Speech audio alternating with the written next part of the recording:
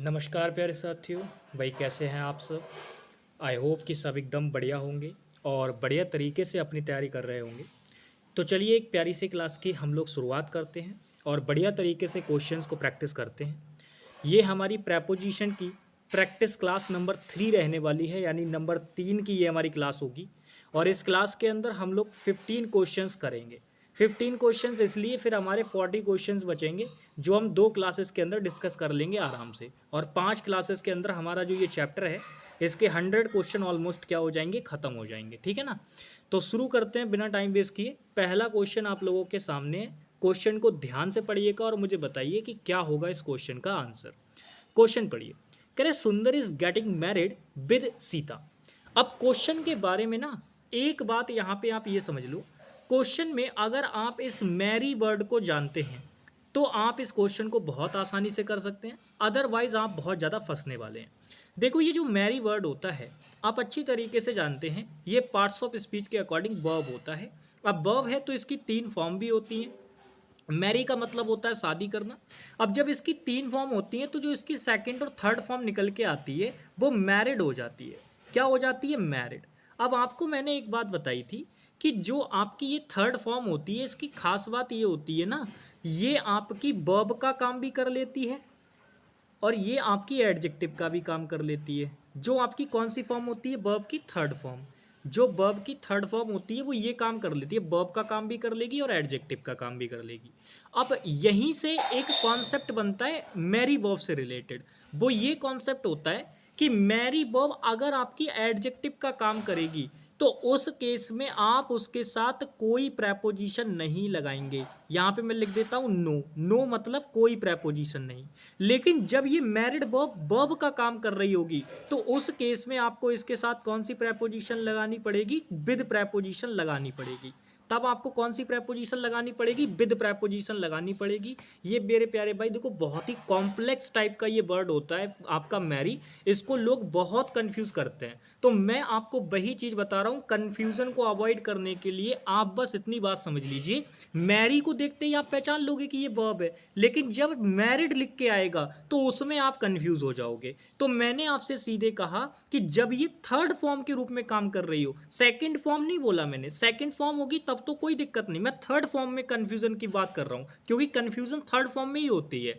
तो जब ये थर्ड फॉर्म का काम कर रही होगी तो उस केस में ये वर्ब भी हो सकती है, एडजेक्टिव भी हो सकती है। जब ये एडजेक्टिव होगी तब इसके साथ आपको कोई प्रेपोजिशन नहीं लगानी, और जब ये आपकी वर्ब होगी तब आपको इसके साथ विद प्रेपोजिशन लगानी है। सिंपल सा कॉन्सेप्ट है, बस इसको दिमाग में बिठा लीजिए। अब ये क्वेश्चन देखिए और आप मुझे बताइए कि इसमें जो ये मैरिड आपका वर्ड दे रखा है ये एडजेक्टिव है या वर्ब है। तो आप तुरंत क्वेश्चन पढ़ेंगे और मुझे बताएंगे कि भैया जी देखो सुंदर हमारा सब्जेक्ट है, इज हमारी वर्ब है, हेल्पिंग वर्ब, और गेटिंग हमारी मेन वर्ब है। तो आप मुझे बताइए आपके क्वेश्चन में ये वाली क्या रही भैया जी? ये वाली हो गई आपकी हेल्पिंग वर्ब, ये वाली हो गई आपकी मेन वर्ब। तो फिर ये मैरिड क्या है? मैं आपको बता दूं ये वर्ब की थर्ड फॉर्म है और यहां पर आप इसको नॉन फाइनाइट वर्ब का नाम दे सकते हैं। किसका नाम दे सकते हैं मेरे प्यारे साथी? नॉन फाइनाइट वर्ब का। और नॉन फाइनाइट वर्ब में भी पता है ये कौन सा वाला टाइप है आपका? पार्टिसिपल वाला, क्योंकि ये काम ऑलरेडी पास्ट में हो चुका है। तो ये पार्टिसिपल वाला पार्ट है। और पार्टिसिपल मैं जानता हूं, मैंने आपको बता रखा है कि वो किसका काम करते हैं भाई? एडजेक्टिव का काम करते हैं, जैसे वर्ब की थर्ड फॉर्म हो गई वगैरह ये चीज़ें। ठीक है, आईएनजी वाली वर्ब भी होती है, वो भी पार्टिसिपल का काम करती है। तो ये एडजेक्टिव के रूप में काम करते हैं कहीं ना कहीं क्वेश्चन के अंदर। तो यहाँ पे अगर हम बात करें तो आप समझ चुके हैं कि ये जो मैरिड वर्ड यहाँ पे दे रखा है ये भले ही वर्ब की थर्ड फॉर्म है लेकिन यहाँ पर ये वर्ब का काम नहीं कर रहा। यहाँ पर ये जो है वो वर्ब का काम नहीं कर रहा है, यहाँ ये एडजेक्टिव का काम कर रहा है। और अभी मैंने पीछे बताया था कि अगर ये एडजेक्टिव का काम करेगा तो इसके साथ आप कोई भी प्रेपोजिशन नहीं लगाएंगे। तो किस वाले पार्ट में गड़बड़ हो गई भाई? थर्ड वाले पार्ट में। समझ में आ गई बात? अब आप कहेंगे भैया जी आपने कैसे आइडेंटिफाई किया? मेरे प्यारे साथी बस मैंने यहाँ आइडेंटिफाई कर लिया था कि हेल्पिंग वर्ब और मेन वर्ब तो ये दे रखी है, मतलब ये जो तीसरा वाला वर्ड है जो मैरिड मुझे लिख के दे रखा है वो ऑलरेडी वर्ब ना होके एडजेक्टिव की फॉर्म में है, यानी एडजेक्टिव दे रखा है। तो आपको भी ऐसे ही पहचानना है। अगर हेल्पिंग वर्ब दे रखा है उसके बाद तुरंत मैरिड लिख के दे दिया तो वो कहीं ना कहीं फिर पैसिव सेंस बन जाएगी। तो वो आपको देखना पड़ेगा कि पैसिव सेंस की वहां पे है या नहीं है। ठीक है, ये चीजें हैं। अब आगे बढ़ते हैं हम लोग। ये पहला क्वेश्चन हमारा हो चुका है। नेक्स्ट क्वेश्चन आप लोगों के सामने, इसका आंसर कीजिए। क्वेश्चन पढ़िए। कह रहा है it is he who came running in the house with the news about the earthquake.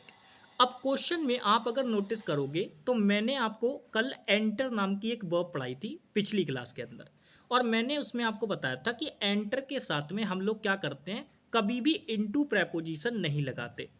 जब भी फिजिकल कहीं पे एंटर करने की बात होती है तो अब्स्ट्रैक्ट मैनर में अगर एंटर कर रहे हो तो बात है, जैसे आपका एरा हो गया, बिजनेस हो गया, या कोई डील हो गई, तो उसमें एंटर के साथ इनटू लगा देते हैं, वो ठीक हो जाता है। लेकिन फिजिकल में हम एंटर के साथ जो है इनटू नहीं लगाते।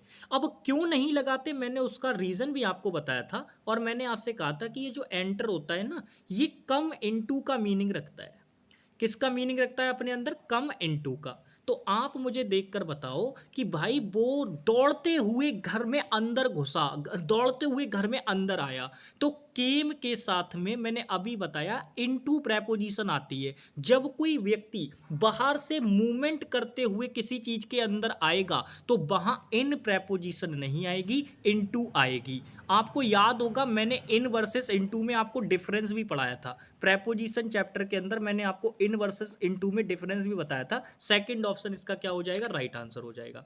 वहां मैंने आपसे कहा था कि जो ये इन होती है, ये आपकी पोजीशन को दिखाने के लिए आती है, जब हम किसी चीज के अंदर किसी की पोजीशन दिखाते हैं उस टाइम पे। लेकिन जो इनटू होती है, ये पोजीशन को इस तरीके से नहीं दिखाएगी, ये मूवमेंट को दिखाने के लिए आती है, मोशन को दिखाने के लिए आती है। यानी अगर कोई ऑब्जेक्ट है, जैसे मान लो ये कोई कमरा टाइप का है और ये एक पर्सन है, ये एक पर्सन हो गया, अब ये यहां से आए अंदर, चलते चलते ये इस रूम के अंदर आ जाए, तो ऐसे केस में हम इसके लिए इन ना लगाकर क्या लगाएंगे प्यारे साथी, इनटू लगाएंगे। क्या लगाएंगे, इनटू लगाएंगे। ठीक है, ये चीजें हैं। आगे बढ़ते हैं नेक्स्ट क्वेश्चन पे। ये क्वेश्चन भी बढ़िया है, इसका आंसर करो। कह रहे हैं entering the hotel he ordered for a drink and a sumptuous dinner.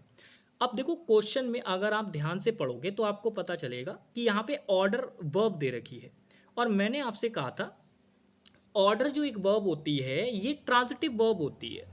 जब भी आप किसी चीज को ऑर्डर करते तो आपको तुरंत बताना पड़ेगा ही ऑर्डर, उसने ऑर्डर किया, तो आपके दिमाग में तुरंत आएगा भैया जी क्या ऑर्डर किया। तो ये ऑर्डर जो आपकी वर्ब दे रखी है ना, ये एक ट्रांजिटिव वर्ब होती है। कैसी वर्ब होती है प्यारे साथी, ट्रांजिटिव वर्ब।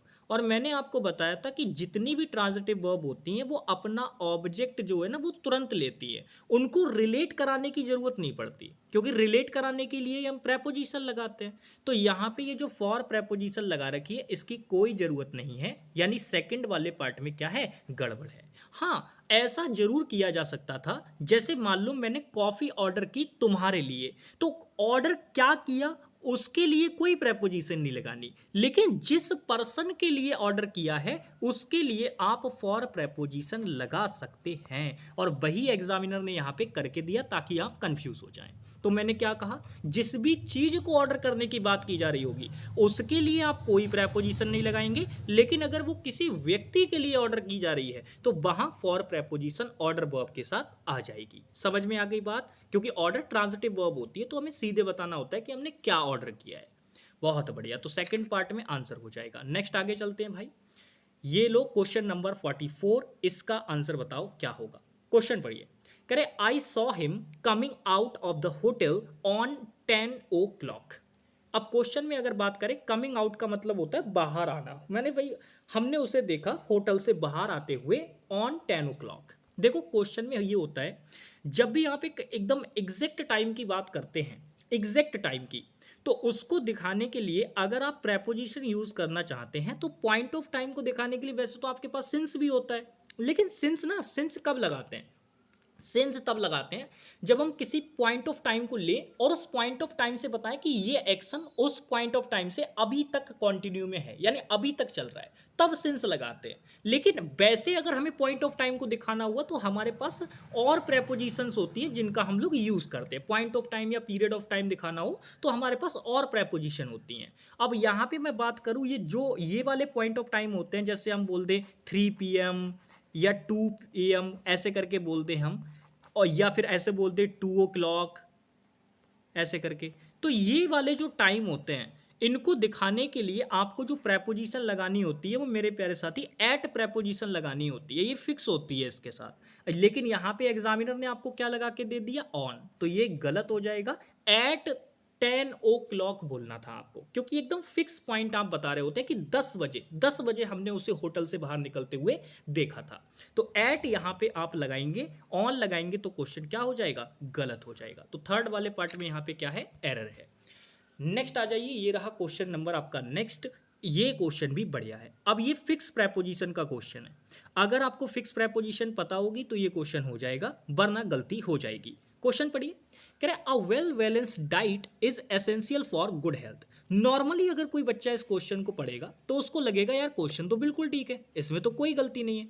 पर गलती है। क्या गलती है? आपने इसको चेक किया, आपने हिंदी निकाली, आपको लगा कि यार एक बैलेंस डाइट अच्छी होती है, जरूरी होती है गुड हेल्थ के लिए, तो आपको लगेगा कि यार फॉर के लिए की सेंस करता है, बिल्कुल ठीक है, बिल्कुल ठीक है। लेकिन गलत है। क्यों गलत है मैं आपको बताता हूं। मैंने आपको पहले ही बोल दिया था कि ये क्वेश्चन फिक्स प्रेपोजिशन का है, और फिक्स प्रेपोजिशन आपको एसेंशियल वर्ड के अनुसार लगानी है। अब आप समझो, ये जो एसेंशियल वर्ड होता है इसका मतलब होता है समथिंग इज नेसेसरी, यानी कोई चीज बहुत ज्यादा जरूरी है। तो एसेंशियल जो वर्ड होता है इसके साथ में जो फिक्स प्रेपोजिशन आती है ना, वो फॉर नहीं आती, इसके साथ फिक्स प्रेपोजिशन आपकी चलती है टू। एसेंशियल टू समथिंग होता है, तो एसेंशियल के साथ फिक्स प्रेपोजिशन क्या आती है, टू आती है। अब मेरे भाई जो इस बात को याद रख लेगा वो ये क्वेश्चन में दोबारा कभी गलती नहीं करेगा, तो आपको ये चीज ध्यान रखनी है। आ जाइए नेक्स्ट, आ जाइए। ये क्वेश्चन भी बढ़िया, इसका आंसर बताओ। क्वेश्चन पढ़ो भाई। कह रहे I went to see the Taj Mahal in a moonlight night.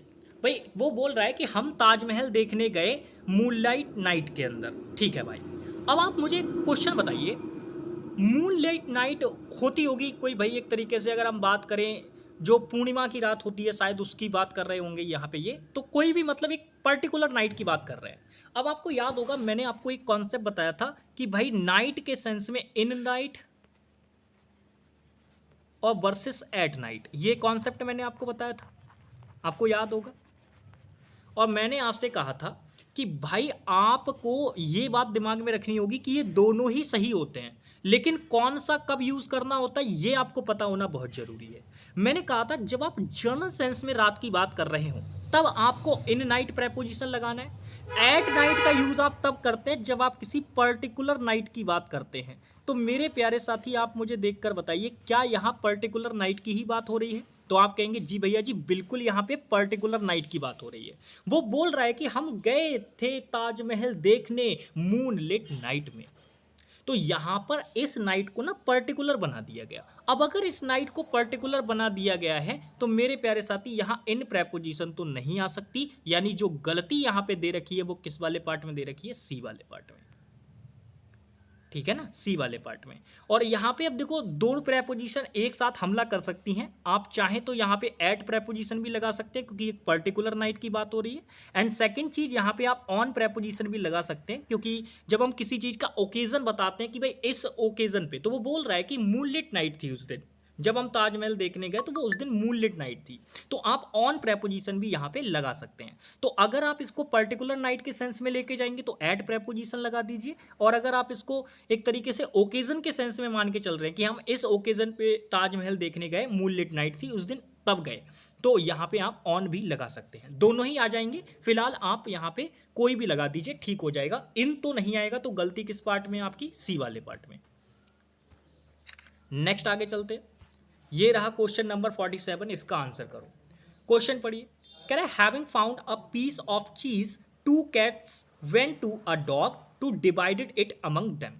अब क्वेश्चन में यहाँ पे आपको बिटवीन वर्सेस अमंग के बारे में थोड़ा सा रिवाइज करना होगा।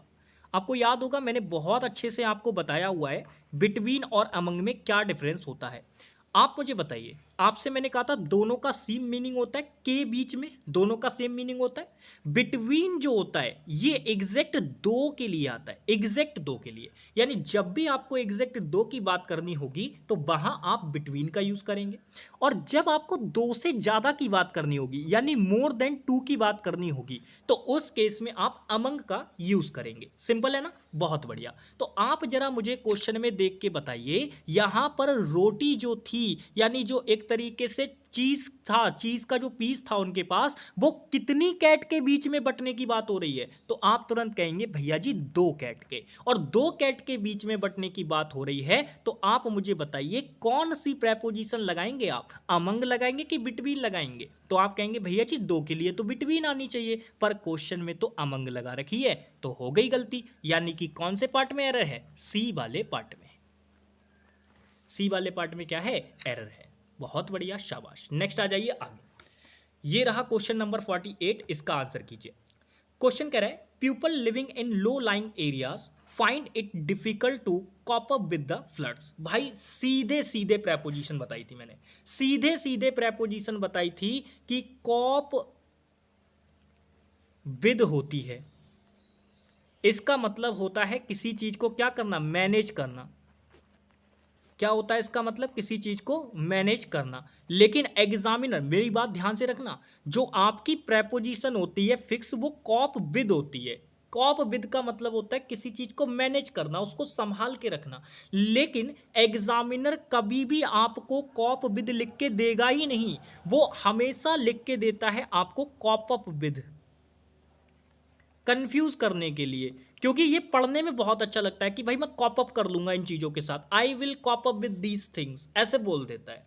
तो corp up with this thing ये जो है ना थोड़ा सा पढ़ने में बहुत अच्छा लगता है बच्चे को, तो एग्जामिनर हमेशा यही वाला लिख के देगा। पर आप दिमाग में रखिएगा ये वाली टर्म जो होती है वो गलत होती है, ये कभी भी सही नहीं होती, हमेशा आपको कॉप विद लिखना पड़ेगा। तो आप देखो ये क्वेश्चन, आप देखो ना सीधे सीधे इसमें क्या लिखा हुआ है? Corp up with. तो भैया जी ये अप नहीं आएगा, ये गलत है। सीधे बोलो to cope with the floods. Floods का मतलब होता है बाढ़ वगैरह, जो आपका पानी वगैरह आ जाता है ना बहुत सारा, उसके लिए है ये। तो सी वाले पार्ट में क्या हो जाएगा? गलती हो जाएगा। क्वेश्चन पढ़ते ही विद इन सेकेंड आंसर निकल के आएगा अगर आपको फंक्शन पता है सारी चीजों के। तो नेक्स्ट आ जाइए, इस क्वेश्चन का आंसर करो, पढ़ो भाई। कह रहा था teacher advised to the students to borrow a book from the library within 3 days। बढ़िया क्वेश्चन है। अगर आपने कल मेरी बात ध्यान से सुनी होगी, यानी पिछली क्लास की बात अगर ध्यान से सुनी होगी, तो आप बहुत आसानी से इस क्वेश्चन को कर देंगे। आपको याद होगा मैंने आपको कुछ वर्ब बताई थी, जैसे मैंने आपको बताया था बेग थी, टेल थी, ऐसी अगर मैं बात करूं एडवाइस थी, ऐसी अगर मैं बात करूं रिक्वेस्ट थी, बहुत सारी वर्ब मैंने आपको बताई थी। और मैंने आपसे कहा था कि इन सभी वर्ब की खास बात यह है कि ये सभी की सभी ट्रांजिटिव वर्ब होती है, और जब भी ये यूज होंगी तो इनके बाद जो आप ऑब्जेक्ट लगाएंगे वो डायरेक्ट लगाएंगे, क्योंकि भाई ट्रांजिटिव वर्ब है तो वो अपना ऑब्जेक्ट तुरंत मांगती है, अपना ऑब्जेक्ट सीधे मांगती है, उसको रिलेट कराने के लिए कोई प्रेपोजिशन लगाने की जरूरत नहीं होती। अब आपको याद होगा मैंने उसमें आपको एडवाइज वर्ब भी गिनाई थी, तो मेरे प्यारे साथी एडवाइज वर्ब के साथ यहाँ टू प्रेपोजिशन क्यों लगा रखी है? ये तो ट्रांजिटिव वर्ब है, तो इसका ऑब्जेक्ट इसको डायरेक्ट चाहिए, इसी वजह से ये जो टू प्रेपोजिशन यहाँ लगा रखी है वो गलत है। तो आंसर किस वाले पार्ट में भाई? ए वाले पार्ट में। नेक्स्ट आ जाओ, ये रहा क्वेश्चन नंबर 50, इसका आंसर करो भाई। क्या होगा इस क्वेश्चन का आंसर? क्वेश्चन पढ़िए। कह रहा है he laughed on her as he fell off the tree. भाई जैसे ही वो पेड़ से गिरी तो वो जो था उस पर हंसने लगा, पेड़ पे। मतलब कारण क्या था उसके? यहाँ पे ये जो एज है ना ये कंजंक्शन है, और ये कारण बताने के लिए आया है, कारण परिणाम वाली स्टेट बताने के लिए सिंस एज बिकॉज का यूज करते हैं, कंजंक्शन चैप्टर में बताया था मैंने। तो मैंने आपसे कहा कि भाई वो जो है ना उस पर हंसा क्यों? क्योंकि वो पेड़ पर से गिर गई थी, तो उसका कारण बता दिया उसने। अब यहाँ पे आप मुझे बताइए क्या क्वेश्चन के अंदर कोई गलती नजर आ रही है? देखो फेल ऑफ में अगर ये वाली ऑफ प्रेपोजिशन लगा देता तो क्वेश्चन गलत हो जाता, क्योंकि फेल ऑफ में मतलब पेड़ से गिरी, तो पेड़ से अलग होने का सेंस आ रहा है, और अलग होने का सेंस यानी सेपरेशन की सेंस जब भी बनती है तो ओ डबल एफ वाली प्रेपोजिशन आती है, जो कि एग्जामिनर ने लगा के दे रखी है। तो इसकी जगह पे अगर ये वाला ऑफ लगाता तो चीजें गलत हो जाती, लेकिन वो लगा रखा है, बिल्कुल ठीक है। तो गलती कहां है भैया जी? गलती ये है जो लाफ वर्ब होती है ना आपकी, जो लाफ वर्ब होती है इसके साथ में फिक्स प्रेपोजिशन एट आती है, लाफ एट अदर्स होता है। हमेशा लाफ एट होता है अदर्स, यानी दूसरों पर हंसना, तो लाफ के साथ में एट फिक्स प्रेपोजिशन आती है। ठीक है, लाफ के साथ में एट फिक्स प्रेपोजिशन आती है, लाफ एट अदर्स होता है। ठीक है, ये बात ध्यान रखेंगे। पर एग्जामिनर आपको हमेशा क्या लगा के देगा, ये भी दिमाग में रखिए, एग्जामिनर हमेशा आपको ऑन लगा के देगा, पर ऑन गलत होती है। ठीक है, अब यहाँ पे देखो ना, ऑन लगा के दे रखा है, तो ये गलत हो गया, बी वाले पार्ट में क्या हो जाएगा, एरर हो जाएगा। तो भाई देखो, एरर वाले तो हमने 50 क्वेश्चन अपने निपटा लिए। अब 5 क्वेश्चन हम आज की क्लास में फिलर के भी कर लेंगे, जिससे कि उधर हमारे सिर्फ और सिर्फ जो क्वेश्चंस हैं वो ज़्यादा ना बचें और हम आराम से उनको कर पाएँ। चलिए तो शुरू करते हैं भाई। ये रहे आपके सामने पहला क्वेश्चन, आपके सामने क्वेश्चन पढ़िए और आंसर कीजिए। अब फिलर का क्वेश्चन है तो उसी हिसाब से आपको चलना होगा। फिलर का क्वेश्चन करते समय कभी भी प्रेपोजिशन बेस्ड फिलर का क्वेश्चन आए तो आप ये याद रखिएगा कि आपके ऑप्शन के अंदर जितने भी प्रेपोजिशन दे रखी हैं उनका आपको हर एक का फंक्शन पता होना चाहिए, क्योंकि उसी की मदद से आप आंसर निकाल लोगे। क्वेश्चन पढ़ो, कह रहे each film will be checked by government appoint censor board dash public exhibition. तो आप बताओ, जो प्रत्येक फिल्म होती है वो चेक की जाती है गवर्नमेंट के द्वारा अपॉइंटेड सेंसर बोर्ड के द्वारा, और पब्लिक एग्जीबिशन में भी उसको रखा जाता है। अब जब पब्लिक अप्रूव कर देती है, सेंसर बोर्ड भी अप्रूव कर देता है, तो वो फिल्म रिलीज कर दी जाती है। तो आप मुझे बताइए, ऐसा कौन सा यहाँ पे प्रेपोजिशन है जो ये परफेक्ट मीनिंग कर पाएगा? तो आप कहेंगे भैया उसके लिए हमें के अतिरिक्त का मीनिंग चाहिए, और के अतिरिक्त का मीनिंग ना तो टू प्रेपोजिशन देगी, ना बाय देगी, और नो प्रेपोजिशन का तो कोई मतलब ही नहीं है। तो भाई ये तीनों ऑप्शन उड़ गए, केवल आंसर जो बनेगा वो क्या बनेगा, फर्स्ट वाला, along with। अच्छा, मैंने आपको यहाँ पे along with और along प्रेपोजिशन में डिफरेंस भी बताया था, अगर आपको याद होगा। मैंने कहा था along का मतलब होता है के साथ साथ, लेकिन ये हमेशा क्या होता है, किसी चीज को बताने के लिए आता है। जैसे मैंने कहा कि there was a garden along the road, along the road का मतलब है रोड के साथ साथ ही, रोड के साथ साथ वाली एरिया में क्या है, गार्डन भी है। मतलब रोड भी इधर जाते जा रहे हैं और गार्डन भी उसी एरिया में उतना ही है, जितना रोड है उतना ही गार्डन है, ऐसे करके। तो वो along भी प्रेपोजिशन होती है, लेकिन along with जो होता है वो के अतिरिक्त के सेंस में आता है। ठीक है ना, तो वो चीज यहाँ पे है। अच्छा, टू जो होती है वो डेस्टिनेशन को दिखाने के लिए आती है, ये तो मैंने आपको बता ही रखा है। और बाय जो होता है ये किसी डूअर को दिखाने के लिए आता है। और नो प्रेपोजिशन का तो कोई लॉजिक नहीं है, यहाँ पे कोई मतलब ही नहीं है। आगे आ जाओ, नेक्स्ट सेकंड नंबर क्वेश्चन, इसका बताओ क्या होगा। कह रहे I am going dash a holiday to Pachmarhi tomorrow, यानी यहाँ पे कोई जगह का नाम रख रखा है कि भाई मैं जो है हॉलीडे पे जा रहा हूँ पंची मर्ची टुमारो। अब यहाँ पे मैंने आपको पीछे ही, अगर आपने मेरी बात ध्यान से सुनी होगी तो आपको याद होगा, मैंने पीछे आपको बताया था, जब भी हम किसी चीज़ के ओकेजन की बात करते हैं, किसी चीज़ के अवसर की बात करते हैं, तो उस अवसर को दिखाने के लिए हम ऑन प्रेपोजिशन का यूज़ करते हैं कि भाई हम इस चीज़ के अवसर पे यहाँ जा रहे हैं या ऐसा कर रहे हैं इस चीज़ के अवसर पे, तो वहाँ ऑन प्रेपोजिशन आती है। अब आप मुझे बताओ, आई एम गोइंग इन हॉलीडे, छुट्टियों में जा रहे हैं। अब हिंदी निकालोगे तो बहुत अच्छा लगेगा कि अरे और छुट्टी पे तो जाते हैं, तो छुट्टी में जा रहे हैं, तो भाई वो हिंदी निकालोगे तो फंस जाओगे। हिंदी नहीं निकालनी है आपको, आपको मीनिंग से और एकदम उसके जो एक तरीके से फंक्शन होता है वो उसके अकॉर्डिंग आपको चलना है। तो मैंने क्या कहा, जो ओकेजन बताने की बात करती है वो ऑन प्रेपोजिशन करती है, यानी कि ए आपका क्या हो जाएगा, इसका राइट आंसर हो जाएगा। बाकी आप जानते हो, इन आपकी पोजीशन दिखाने के लिए आता है, ऑन भी पोजीशन दिखाने के लिए आता है, ये दोनों पोजीशन दिखाने के लिए भी आते हैं। लाइक जैसे अगर कोई चीज़ किसी के ऊपर है, जैसे ये, तो ये क्या कहलाएगा, ऑन कहलाएगा, क्योंकि ये पोजीशन है। ऐसे ही अगर मान लो ये जैसे मकान टाइप का है ये, अब ये कोई चीज़ इसके मैंने अंदर रख दी, तो ये अब पोजीशन इसके अंदर के सेंस में आ गई, तो यहाँ इन प्रेपोजिशन हम यूज़ करेंगे। ये ऊपर रखी हुई थी तो ऑन, अब इसके अंदर रखी हुई है तो इन। समझ में आ गई बात। अच्छा, सिंस तो आप जानते हो ये टाइम के सेंस में भी यूज़ होती है, और ये आपकी एक तरीके से कारण वगैरह बताने के लिए भी यूज़ होती है, दोनों सेंस में यूज़ होती है। ये आपकी कारण बताने के सेंस में तब यूज़ होती है जब कंजंक्शन के सेंस में हम यूज़ करते हैं, कंजंक्शन के सेंस में, टाइम के सेंस में भी यूज़ होती है ये। लेकिन जब आप इसको प्रेपोजिशन के रूप में यूज़ करोगे तो ये केवल टाइम का सेंस रखती है, तो सिंस का कोई लॉजिक नहीं है यहाँ पे। तो ये दो ऑप्शन ऐसे कट गए। और टू तो मैंने आपको बताया अभी डेस्टिनेशन दिखाने के लिए आती है। हर एक प्रेपोजिशन के बारे में इसीलिए बताते हुए चल रहा हूँ, क्योंकि जब आपको इनके फंक्शंस बिल्कुल फिंगर टिप्स होंगे ना, तो आप विद इन सेकेंड आंसर निकाल दोगे। क्वेश्चन पढ़ो ये वाला, कह रहा है we have sufficient food and clothing dash the flood victims in Kerala.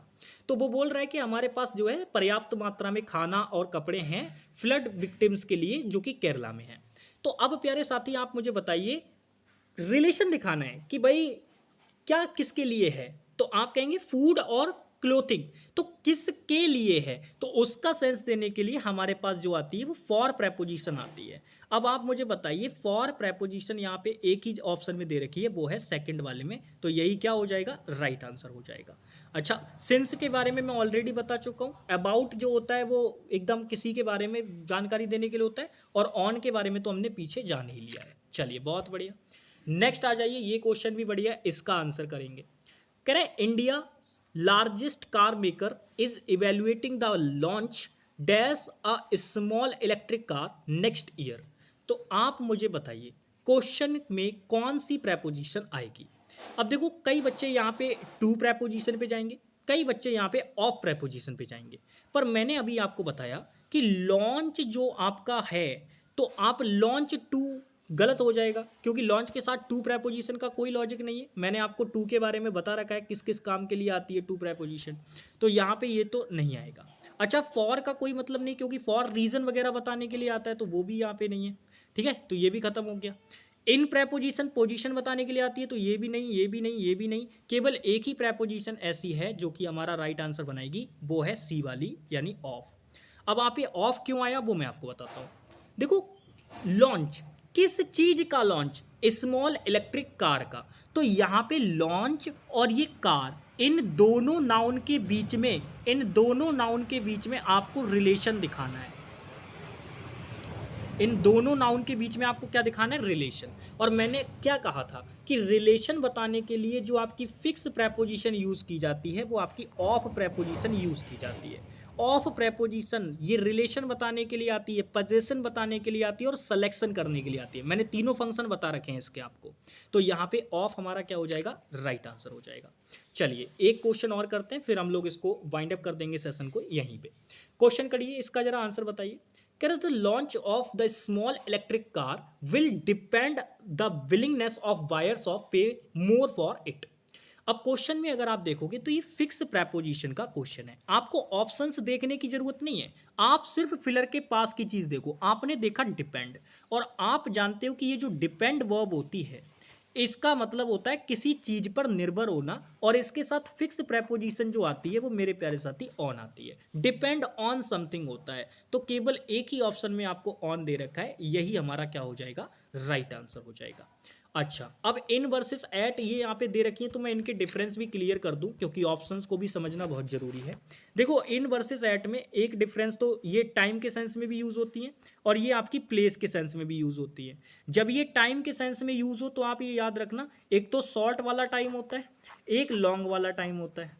तो जो शॉर्ट वाले टाइम होते हैं ना, उसके साथ में हम लोग क्या करते हैं, एट यूज करते हैं, और जो लॉन्ग वाले टाइम होते हैं आपके, उनके साथ में हम लोग क्या यूज करते हैं, इन यूज करते हैं। ये चीज आपको पता होनी चाहिए। और जब प्लेस के सेंस में यूज करेंगे तो याद रखना, जो स्मॉल प्लेसेस होती हैं, स्मॉल प्लेसेस, उनके साथ में हम एट यूज करते हैं, और जो आपकी बिग प्लेसेस होती हैं उनके सेंस में हम लोग क्या यूज करते हैं, इन यूज करते हैं। जैसे अगर मैं आपसे पूछूं आई लिव एट इंडिया बोलेंगे या आई लिव इन इंडिया बोलेंगे, तो आप कहेंगे भैया जी इंडिया तो एक देश का नाम है, यानी बिग प्लेस है, और बिग प्लेस है तो आई लिव इन इंडिया बोलना पड़ेगा। अगर आई लिव एट इंडिया बोलेंगे तो वो गलत हो जाएगा। समझ में आ गई बात। बाकी एबव ये भी आप जानते हो ऊपर का ही सेंस करता है, और इसका जस्ट एक एंटोनियम होता है वेलो, तो ये जो होता है ये लोएस्ट का सेंस करता है। लेकिन मैंने क्या कहा, इन दोनों का यूज आप तब करेंगे जब एक लेबल आपको दे रखा हो, तो ये लेबल के सेंस में होता है मामला, ऊपर और नीचे के सेंस में। ये भी आपको पता होना चाहिए। नेक्स्ट आ जाइए, ये लास्ट क्वेश्चन है, फिर इसके बाद हम जो है क्वेश्चन को जो है, अच्छा हाँ ठीक है 5 क्वेश्चन हो गए, इसके बाद ये नंबर चेंज नहीं हुआ है इस पर, ये क्वेश्चन नंबर 6 है भाई, और यहाँ से आगे हम लोग जो है वो कल करने वाले हैं। तो आज के सेशन में बस इतना ही है, बाकी मुलाकात होगी आप लोगों से नेक्स्ट सेशन में। तब तक के लिए बाय बाय, टेक केयर, जय हिंद प्यारे भाई।